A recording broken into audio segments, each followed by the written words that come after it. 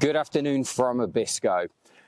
It's only about 4 p.m. here, but what I'm sure you can see over my shoulder here is that the sun is already below the horizon. It's already getting dark. It's already getting cold, and trust me, right now I wish I'd bought my woolly hat for this piece to camera. The runners have been on the course since 9 a.m. this morning, and I thought I'd take the opportunity here to talk you through what you're seeing on the tracking system and what those runners are up against over the next few days. First up, a note on the tracking system. You will no doubt have noticed by now that it doesn't quite have all the bells and whistles that our GPS tracker would have during a regular spine race in the UK. Nothing works quite the same out here. We are in one of the most remote areas of Europe. So instead of relying on the kind of trackers that we would use back in the UK, that use the same kind of signal that your mobile phone uses, out here we are using satellite tracking systems. The pings are a little less regular, the information a little less rich.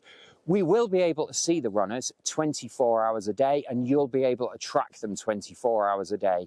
But in terms of accurate timings, you're going to have to rely on us to provide those as the runners make their way down the course and check in at the various locations. Now, you might also have noticed the runners veer a little way off that blue line snaking its way down the tracking system. That blue line represents the Kungsleden, and every runner out there is carrying a GPS device equipped with that line. But also, out here in the woods, out on the frozen lakes, from here all the way down to the finish line, there is a crisscrossing network of snowmobile trails used to connect up the Sami villages, used to connect us to tourist hotspots up on the mountains. Sometimes they'll be running in generally the right direction, and they might be better terrain than what's represented by the GPS line. It is within the power of our runners to decide to do that instead. Of course, sometimes it might just be a navigational error. But if you see a little deviation, but generally moving in the right direction, that's nothing to worry about. Now, let's talk cutoffs. There are very tight cutoffs in place at various locations along the route. Phil and the rest of the race team pored over the maps, put a lot of time and effort into doing their best to calculate what time these runners would need to arrive at all these points and still have a chance of getting themselves down to the finish line. For that reason, the runners will have 24 hours from 9 a.m. this morning when they started to reach the first refuge hut at Chacha. That's 46 kilometers in.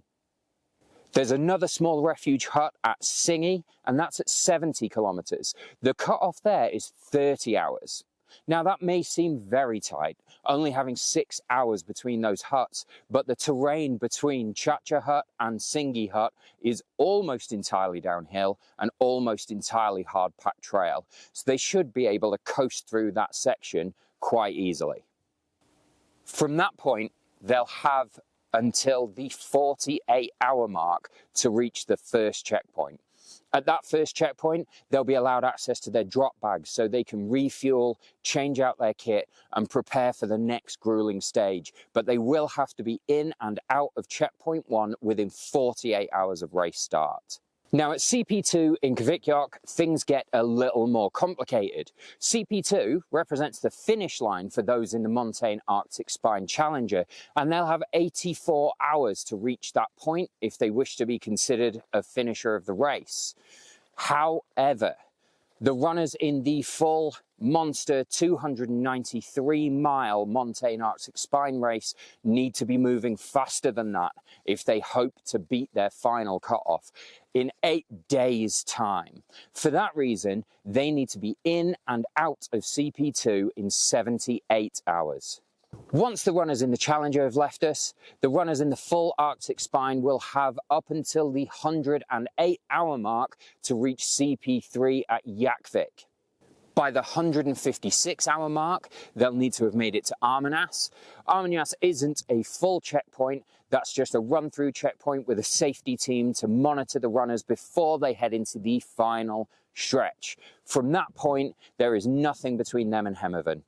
They will need to reach that final finish line in 192 hours or less. That is 8 days. 8 days out here in this environment, in this bitter cold. 8 days of endlessly long nights and endlessly long trails. And there is no overselling how tough the conditions are out here. In the 2 minutes or so it took me to set up my tripod, I have entirely lost the feeling in my fingertips. I mean, that's fair enough for me. I can nip just behind the camera back into our accommodation and warm up in a few moments. For the runners out there, that kind of thing could lead to them ending up out of the race. In this kind of environment, the weather can change extremely quickly. The forecasts at the moment look favourable, but anything could happen over the next few days. So keep following that tracker. We'll update you as often as we possibly can.